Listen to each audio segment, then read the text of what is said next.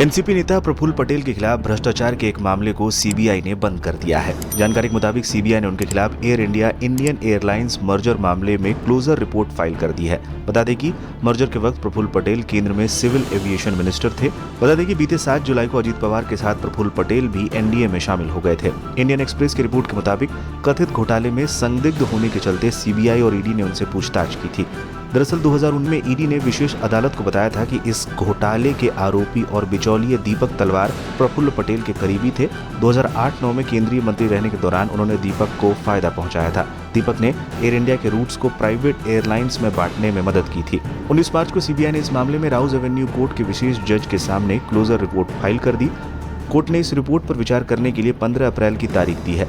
बता दें कि जुलाई में अजीत पवार ने प्रफुल्ल पटेल, छगन भुजबल समेत अन्य सीनियर 6 नेताओं के साथ शरद पवार का साथ छोड़ दिया था। फिलहाल अजीत पवार और उनके समर्थक महाराष्ट्र की एकनाथ सरकार का हिस्सा हैं। सुप्रीम कोर्ट ने इस मामले में 2017 में सीबीआई जांच का आदेश दिया था।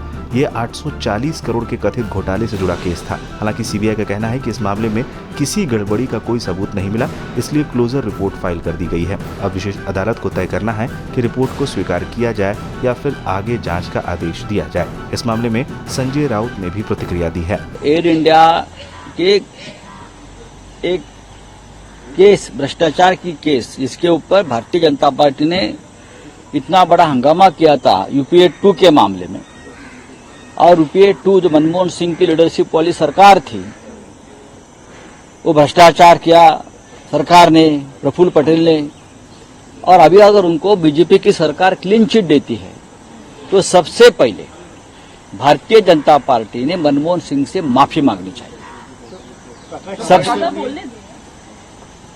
सबसे पहले भारतीय जनता पार्टी, नरेंद्र मोदी हो, अमित शाह जी हो, जिसने हंगामा खड़ा किया था ये भ्रष्टाचार के खिलाफ, तो सबसे पहले ये लोगों ने मनमोहन सिंह जो प्रधानमंत्री थे उनकी माफी मांगनी चाहिए, और बाद में हम बोलेंगे क्या है, भ्रष्टाचार है या नहीं है।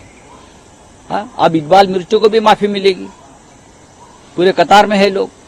अब हसन मुशर्रफ को माफी मिलेगी। हाँ, सब क्लीन चिट का ही घोटाला है ना ये, वॉशिंग मशीन में। लेकिन एयर इंडिया के घोटाले के मामले में यूपीए 2 में जो आरोप आपने किए थे बीजेपी ने, तो आपने जाहिर तौर पर माफी मांगनी चाहिए मनमोहन सिंह साहब की। आप सबको मालूम है, आप सब देखते थे, ट्राइडेंट हो, फोर सीजन हो या और जगह पे हो, हम सभी को बुलाते थे। आपने अंबेडकर साहब को भी नोटिस किया है, उनके डेलीगेशन को भी नोटिस किया है, बातचीत भी हो गई है, उनको सीटों का प्रस्ताव भी दिया है। और क्या हो सकता है, और क्या हो सकता है। महाविकास आघाड़ी गठबंधन में जब चर्चा होती है तो एक दूसरे के साथ चर्चा होती है।